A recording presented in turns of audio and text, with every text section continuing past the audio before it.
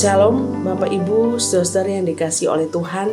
Kita mengucap syukur kita sudah boleh melewati tahun 2024 dengan kasih dan penyertaan Tuhan yang nyata dalam hidup kita. Saya yakin dan percaya juga ketika kita menjalani tahun 2025 dalam kasih dan penyertaan Tuhan. Hari ini kembali kita merenungkan firman Tuhan, dan judul firman Tuhan yang kita sama-sama renungkan hari ini adalah tenang di tengah badai. Saya bacakan ayat firman Tuhan pada hari ini terambil dari kitab Lukas, pasalnya yang ke-8 ayat 24 sampai ayatnya yang ke-25. Maka datanglah murid-muridnya membangunkan dia, katanya, "Guru, kita binasa." Ia pun bangun lalu menghardik angin dan air yang mengamuk itu, dan angin dan air itu pun reda, dan danau itu menjadi teduh. Lalu katanya kepada mereka, "Di manakah kepercayaanmu?" Maka takutlah mereka dan heran. Lalu berkata seorang kepada yang lain, "Siapa gerangan orang ini sehingga ia memberi perintah kepada angin dan air, dan mereka taat kepadanya?" Ketika Tuhan Yesus mengajak murid-muridnya bertolak ke seberang danau, Yesus ada bersama-sama mereka di dalam perahu itu. Satu hal yang menjadi catatan kita, Yesus tidak pergi kemana-mana, tapi Yesus berada bersama-sama dengan murid-muridnya di dalam perahu itu. Tetapi ketika tiba-tiba terjadi badai, tiba-tiba ombak yang besar datang dan menghantam perahu daripada murid-murid itu, mereka sangat ketakutan. Di dalam ayat firman Tuhan dituliskan Yesus ada di dalam perahu itu dan Yesus sedang tertidur. Tetapi ketika murid-murid menghadapi badai yang sangat besar, mereka lupa bahwa Yesus ada bersama-sama dengan mereka di dalam perahu itu.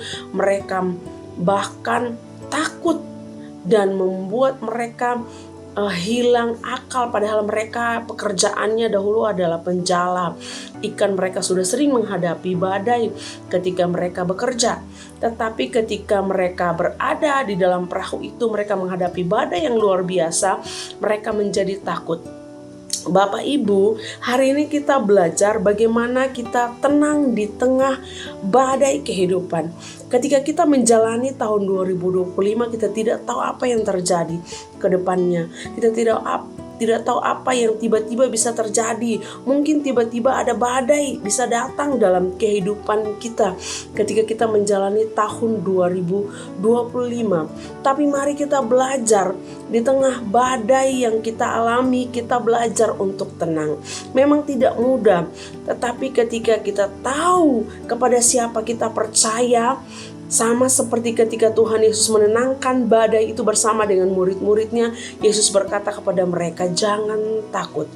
Yang kita pelajari hari ini bahwa untuk kita bisa tenang menghadapi setiap badai dalam kehidupan kita, rahasianya adalah jangan takut.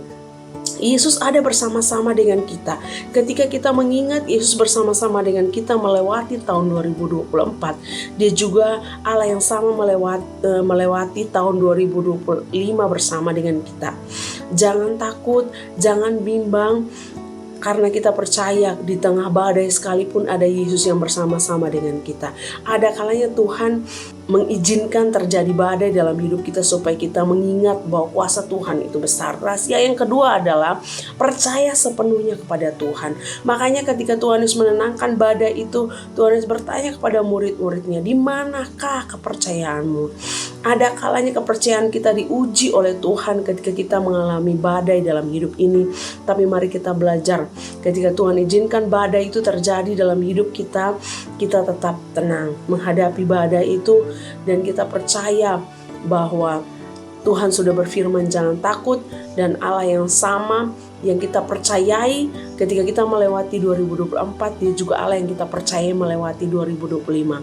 Tetap tenang di tengah badai kehidupan yang kita alami. Mari kita berdoa. Tuhan Yesus, terima kasih, kami bersyukur kami sudah mendengarkan firman-Mu. Kami belajar tetap tenang di tengah badai kehidupan yang kami alami. Di tahun 2025 kami tidak tahu apa yang terjadi. Mungkin ketika kami mengalami badai dalam hidup kami, badai masalah, persoalan, pergumulan yang terjadi, kami mau belajar tetap tenang.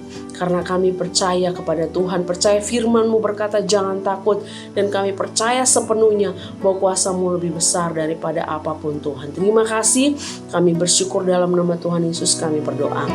Amin.